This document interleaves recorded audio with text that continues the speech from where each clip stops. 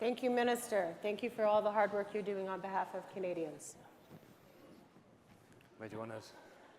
Okay, I'm bringing the dream team up here, so stay focused. I'll take this.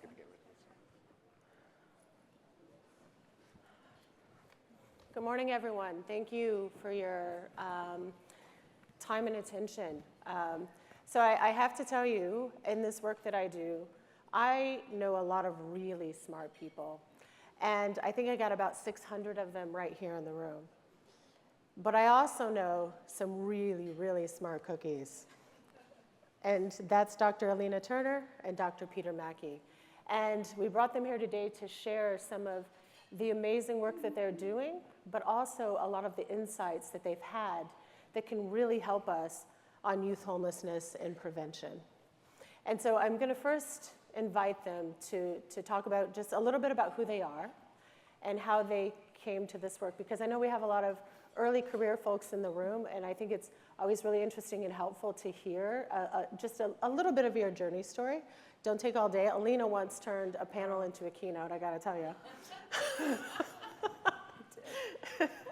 So we're gonna start with Alina. Oh my God.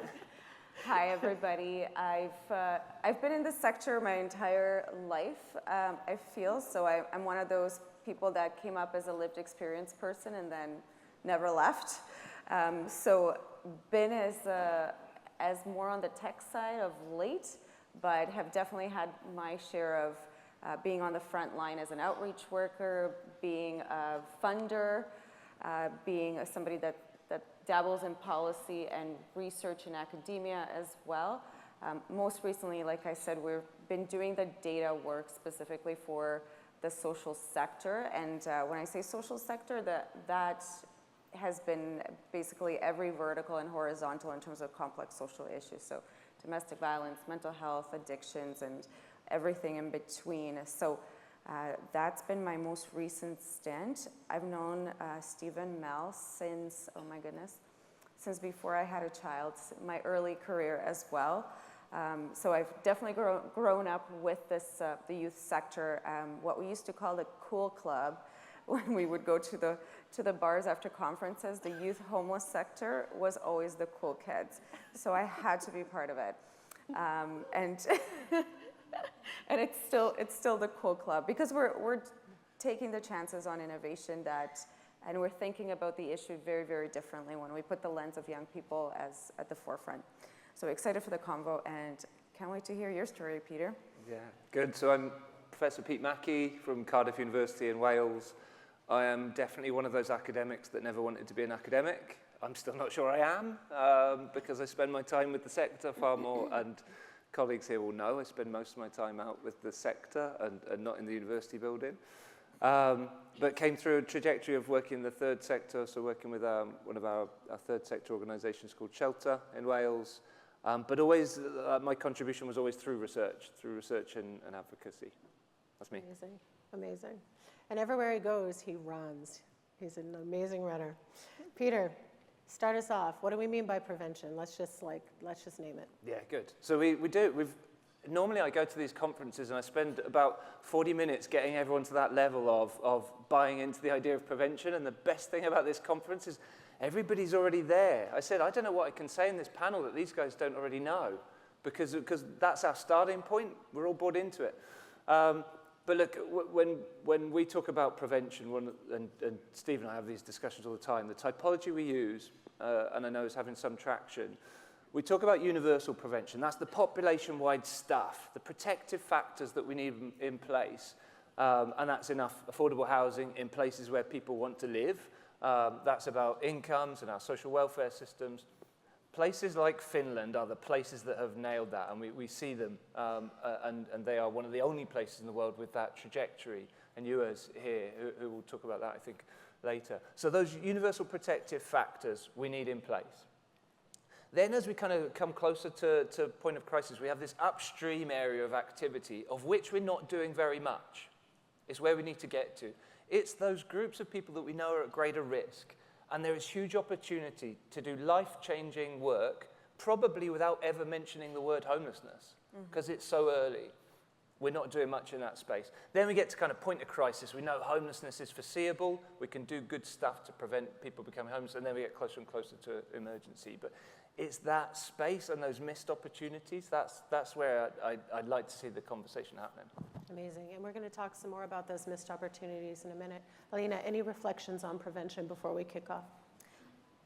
Absolutely. I'll be slightly picking up on what you said about the word homelessness itself, and sometimes the disservice that term does if we're not very specific about what these indicators look like that we're trying to get ahead of.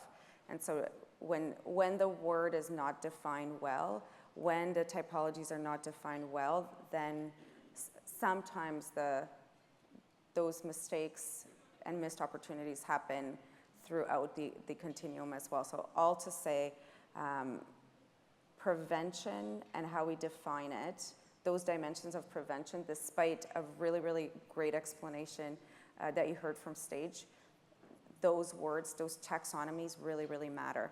And they matter because they translate into the data points that are then collected. And as somebody on the other side that sees the data coming in, I can tell you there is no common definition of prevention in practice. So I think that's a really, really big fundamental piece that has been hindering the progress as well. Same as our conflicting definitions of what homelessness and what homelessness risk is. So I think on a discourse level, we might have agreement here and we can all nod our heads that prevention's great, but in practice, these definitions really break down. And they really matter, and a lot of our advocacy work and our collective advocacy work needs to be around pushing orders of government to be clear and to fund after they're clear. So Pete, from your research, where do you see the greatest missed opportunities for early intervention, maybe in Wales, but also other global contexts? Yeah, good. I always lean towards the public services. So if we're talking about in that upstream space, and we're talking about young people, there are public services that we know our young people are coming into contact with routinely, and we can have problems with those institutions and those public services, but there are so many opportunities there. And we were talking about, I couldn't quite think of the way to articulate it, but it's about being curious. It's like the Ted Lasso thing. Be curious. Just ask the question. Be interested in those young people's lives. And in schools, that's what we've got the opportunity to do. You don't have to wait till somebody ends up in a really problematic institution like prison. You've got these institutions, these public services, and if we can just be curious in those institutions about our young people's lives, then we can act to help. And just to give one specific example, not in schools, when our First Minister in Wales said in 10 years we're going to end youth homelessness, which he did, he's not going to make it, we're 2 years away from that, but they put all the money, they didn't give it to the homelessness sector. They said, if we're going to do this, it's got to go to a different sector. And they put it into youth services, our youth workers who are engaging with young people routinely. So I think those public services, for me, are the opportunity that we've got. Amazing, thank you. Alina, in your work with HelpSeeker, what kinds of early warning indicators or risk factors have you found are typically overlooked by service providers, and how can tech better highlight these signals before a young person becomes homeless? Oh, that's such a great question that I planted on your discussion sheet. She planted a lot of really good questions. It really helped me out. So storytelling, because this is how we connect much better with this stuff, especially when tech and data is involved. There was a major funding stream that some of you may have come in contact with around gang prevention, youth and gang prevention. That was a big liberal push and big policy agenda that came through tons of municipalities across the country. We ended up working with 5 of them on their data strategy. One of them in Langley realized, well, the data is actually telling us that the youth, go to school. That's where we're gonna, so let's fish where the fish are, basic principles of sales and marketing. And let's have a chat with the folks that understand these risk factors. And the thing is, they actually do know the risk factors. They just don't have resources to deal with it, right? The schools, the teachers, they're extremely under-resourced currently. After the COVID pandemic, class sizes have actually ballooned to unprecedented levels. I don't know if anybody has kids in school, but those universal rights are being, shaken by just those systems being overwhelmed. And those systems are at this breaking point. But those social workers that were managing the complex, high-risk cases or kids that were going to become gang involved or had been already gang involved, so their housing trajectory was exactly what we would expect in terms of risk factors for homelessness too. So the kind of the couch surfing, the getting kicked out of school, the freaking out on teachers, they had the folders were long. They were getting their dosage of case management time was 10 minutes every 2 weeks from those case workers. Those case workers were besides themselves. They were amazing. They knew their shit. They knew what they were doing. They just had way too many. The caseload was impossible. And so the recommendation to the municipality was, from us as the data people, was we have something that works. What we need to do is resource them up. And when they asked, well, what should we do with this money? We actually asked the kids where the bottlenecks are, and we asked the parents where the bottlenecks were. And so transit is a big issue. Well, I can't get to rec facility. I don't have a rec pass. I don't have access to counseling because it costs money. There is actually counseling capacity. It's just it costs $100 an hour to get it, right? So what we actually ended up doing is we took that gang prevention money and we gave it to those overwhelmed social workers to hire another few so that they could actually get the proper dosage of case management supports. And then we took the balance of the cash, and each kid got a $7,500 slush fund to do what needed to happen. The rules were just, don't do drugs. I mean, do, but not with this money, right? So they spent it on things like recreation, counseling. Families ended up getting access to trade and employment, training, and et cetera. So the entire family, through the intervention of the school board, was the cool part. So of course, the results are amazing because you're designing from the bottom up, and I think that's where the opportunities are. But the opportunities can't be opportunities if they're not resourced. And I think that's sometimes we kind of say, hey, education's failing. Yeah, but have you looked at a classroom recently? It's not a good scene for sure. I think that's a wonderful lesson around, how you take existing resources and innovate with those existing resources. And I think if we are facing, future additional austerity, I think that's a really important lesson that you've just shared with us, Alina. Thank you. So let's talk more about the role of technology and data. I know some scary things are going on in these spaces, but there are also some really wonderful things going on in these spaces. I had a little skin cancer scare last year, and I went to my dermatologist, and my dermatologist was like, we're going to do a full body AI mapping to make sure that we catch anything in the future so early that it's not a problem. And I was like, yeah, AI. But then there are some other AI stories. I'm like, oh my God, the bots are taking over. So tell us, where are the opportunities? What are you seeing? We'll start with Alina, then we'll go to Peter. Sure. There's no workflow at HelpSeeker that doesn't have AI. So it's everywhere for sure in how we work. I mean, the cool part is you don't need as many humans to do the work. The scary part is you don't need as many humans to do the work. Okay, like spin that up in 20 years. The people that are coming up now, my kid, I'm looking at my kid and I'm like, university? I don't know, right? I'm not sure. It's really, really disruptive to, and I don't think we've wrapped our heads around what that means. I'd love for that to be a consideration in research, for smart people to actually dig into, the third industrial revolution. What does that displacement look like?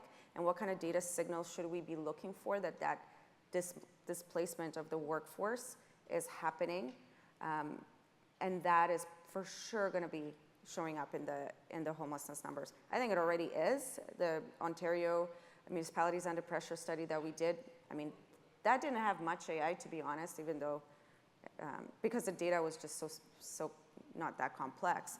But the takeaway there is homelessness has been growing at unprecedented levels, and chronic homelessness as a share of that is growing disproportionately. So people are staying way longer, and there's no way out in terms of outflow. So of course that means the prevention systems are not there. So that is also the tech opportunity. But again, tech can tell you, and we've done this all the time where we say, hey, you know, your homeless numbers are showing us you're going to blow up in about 3 years. And people are like, oh, okay, thanks. So like, there's no like follow through on that. Like AI can't make you do anything about the insights, and that's the human part. So I don't know where the hearts and minds come in, but I'll leave it there for now. Amazing. Peter. I mean, AI and just predictive data analytics has so much potential to help us.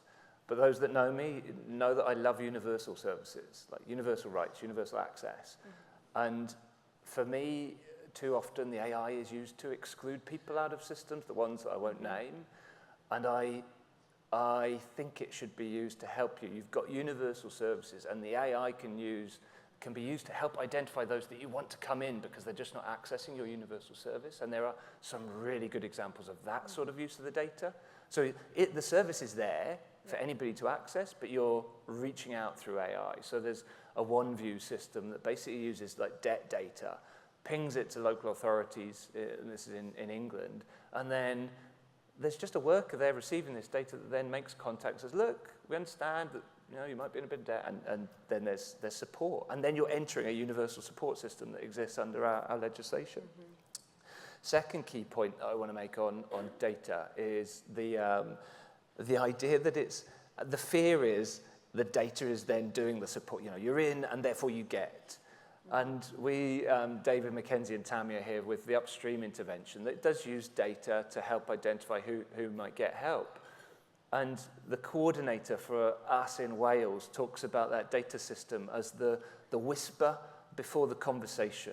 The data is the whisper that lets you know there may be something going on, but it's not definitive, it's not prescriptive. The conversation, the human conversation is what decides what help you may need. The whisper before the conversation. Yeah, not mine. That's Tal's. So, given what we're discussing here, what safeguards or accountability measures need to be in place so that predictive modeling, an example would be identifying students at risk of homelessness, is used ethically and leads to positive, person-centered outcomes rather than stigmatizing youth? Alina. Oh, it's a tough one. It's a tough one. It's easy to answer the question based on what the experts in the field talk about. So guardrails in AI, putting the bias controls in the way you train your models. If anybody's familiar with how you train large language models, you'll know. How you would experience it is when you go on ChatGPT and you try to type in something like, how do I make a bomb? And the GPT will come back and say, I can't help you do something. That's illegal. Those are called guardrails. So you can do the same thing around racism and systemic biases as well. However, the interesting part is it's really easy to jailbreak these models too. So we have one experiment happening with what we call dark LLM, and an LLM that's been trained on the dark web. And that, he's an asshole, okay, I'll be honest. He's always swearing. He's always telling us bad things to do and how to exploit folks as well. So the point being is, as much as we can talk about the ethics of AI and put those guardrails in place, we also have to remember that there's governments and bad actors that don't care. So because the Pandora's box on AI has been unleashed, I think it behooves us to understand what those other actors are doing with these tools too, because the way that they show up in our day-to-day practice is very interesting. So have you ever noticed of late how good those phishing scams are on your email? That's Darkbird. That's the dark LLMs. They're specifically tuned to do that exploitative work and to dig through social media. So speaking of targeting, the LLMs that are being trained to target young people on social media, create a fake persona that engages and builds a relationship with that child online, one-on-one, gets to know very private details so that when the kind of the trafficking grab happens, it's already been primed by an AI actor, not by a human. So that's what we're dealing with out there now. And that's, I don't know if we've wrapped our heads around the kinds of interventions and the kind of education we need to do with parents and schools and what the signals are that this is happening, because the monitoring of the social media is obviously huge. And I'm sorry to tell you, but like our policing systems don't got this. They're so far behind on some of these aspects that it's pretty sad. We're talking about defending a border, but majority of the traffic into Canada of fentanyl and some of these substances actually happen through the airport. So somebody might want to let Trump know that.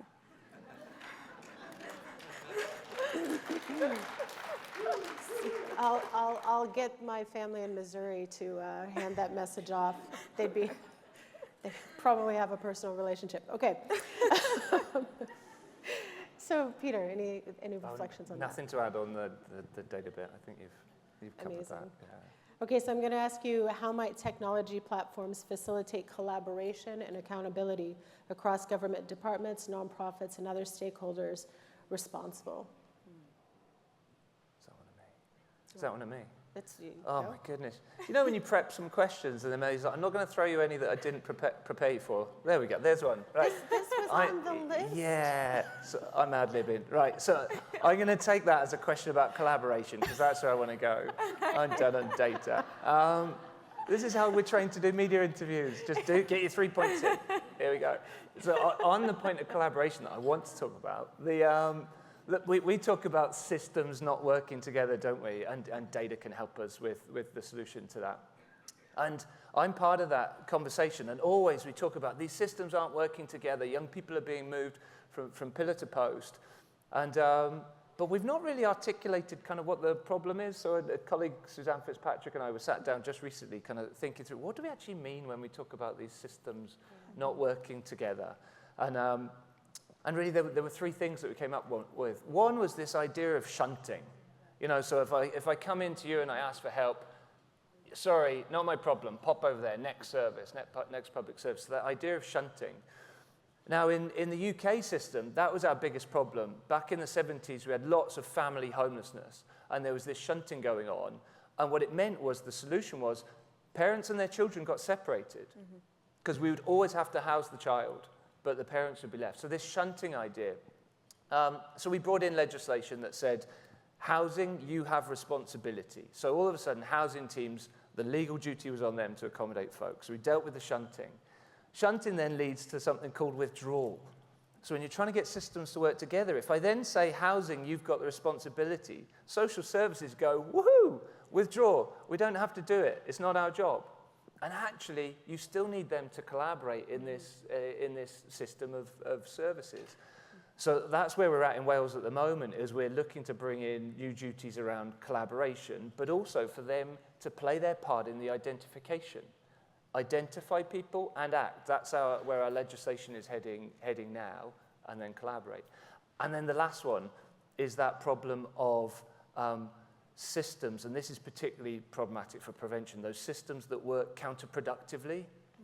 So you can be doing awesome stuff in the homelessness sector, in housing, and then the people with responsibility for social welfare are working in the opposite direction. And you know, I live and work in Wales, and most of the legislative change we've had is in Wales. But some of our powers sit in England, our big, heavy next-door neighbour. And that would be familiar for you guys in terms of the provinces, is some things sit with you and other things don't.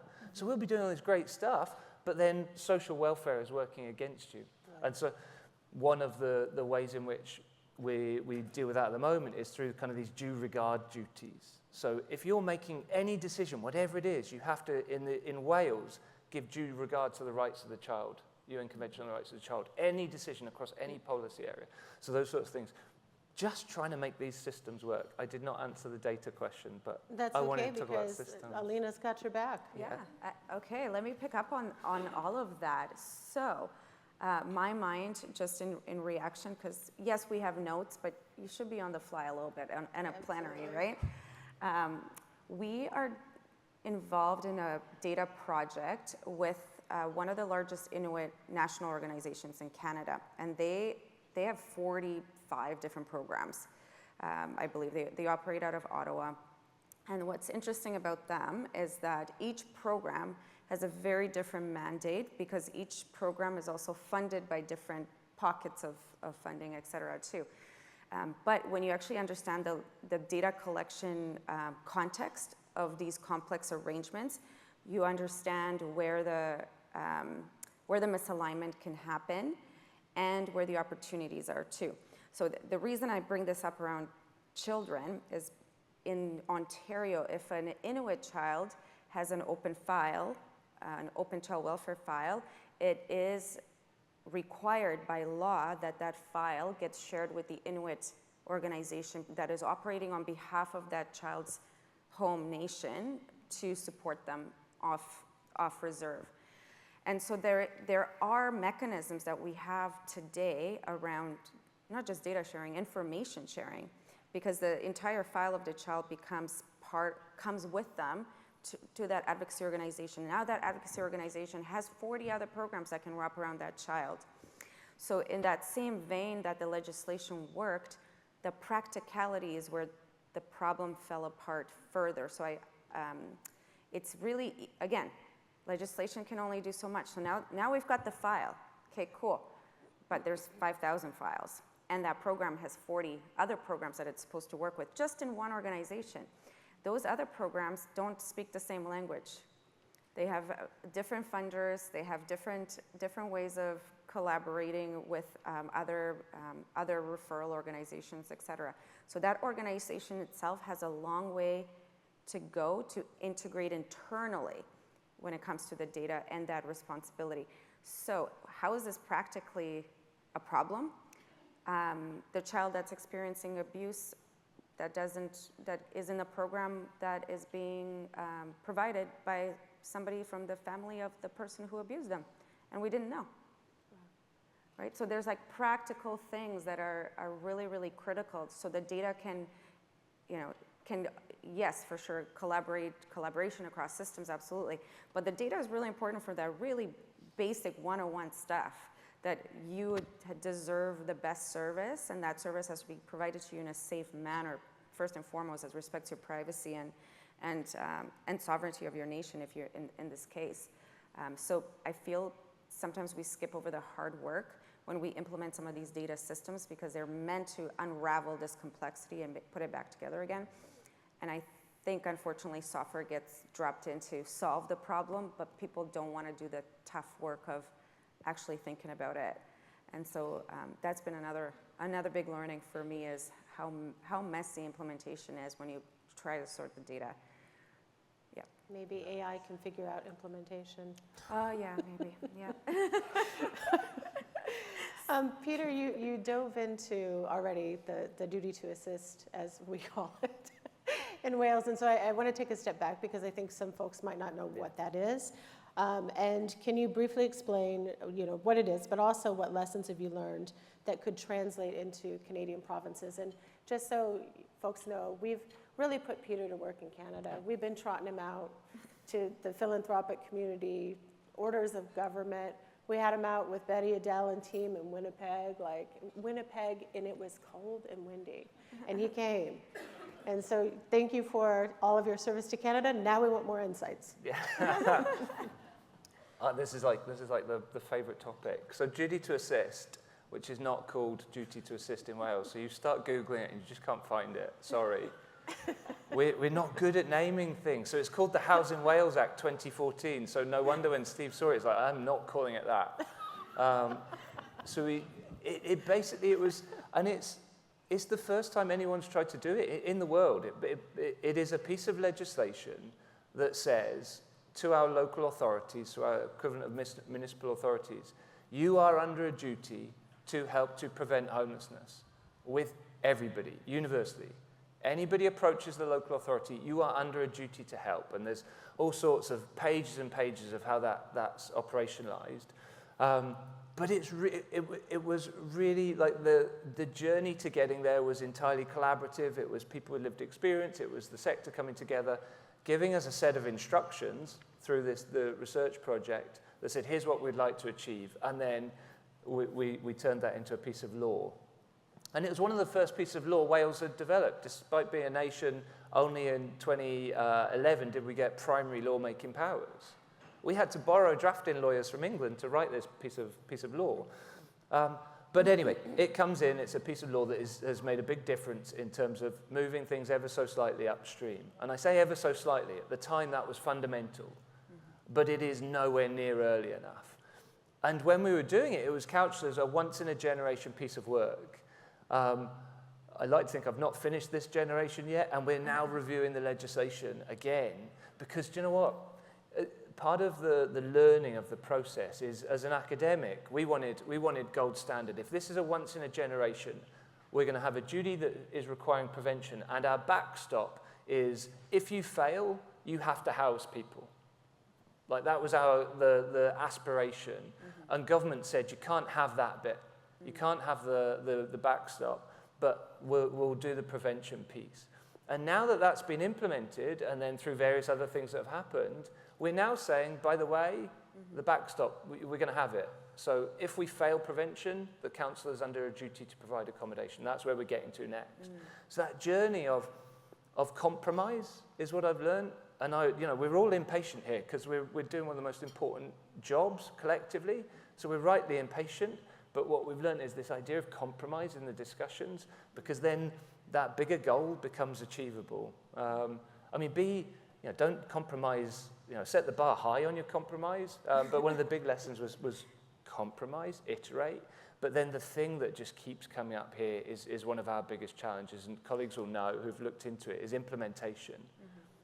England copied the law, and the implementation has been far worse because not been as well resourced. So how do you get that monitoring of making sure that this thing happens with all that good intent? Do you want to comment on that? Oh, no, I was just nodding. Yeah, agreed. Amazing. I just got the wrap it up, and there are so many good questions here. So if y'all want to come out later and have a drink, and I'll ask these questions, and you can hear what they're saying, we're there. So both, I love these kinds of questions. Mostly because I have a 6-year-old niece who's so princess stage right now. It's brilliant. And we're always talking about if you could wave a magic wand. So if you could wave a magic wand and implement one transformative change, whether legislative, technological, or collaborative, to prevent youth homelessness, what would you change and why? Or what would that change be and why? Mine, because again, I can see the data signals so clearly. I would love a system that drew in data from the school boards, and connected that to the social sector, which I know we don't have one either, but if we were able to actually get all of our data into a data lake potentially, and then starting to connect the dots between the kids that are going to be at highest risk. And I know it's not about, the problem is we don't have universal access in Canada. We have it theoretically, but we don't in practice. But if we have a way to identify the kids earlier and earlier and earlier, and then the ability to then dip into the resource pool and focus the resources on that upstream, that I think that might unlock future revenues for the sector too, because you're able to prove success, and through data as well, because we do have a business as usual use case. We understand what the pathways look like when you don't do that, but it's just like this Project Blackfeather in Langley, following the youth before the program and after the program is just, it's jaw-dropping what happens when you get this right, and it's just using what we have just differently. So it's not about asking for more, because I know this is not the time to ask for more, but this is asking for just different. And that takes a lot of innovation and courage to use the resources we have, but just use them differently. So thank you for saying that, Peter. I love the fact that Alina's so this is actually achievable, like what you're saying, and I'm just like, well, I'm like the 7-year-old niece. I don't have to deliver. I'm an academic, so mine's just totally aspirational. So, because we didn't talk about our answers.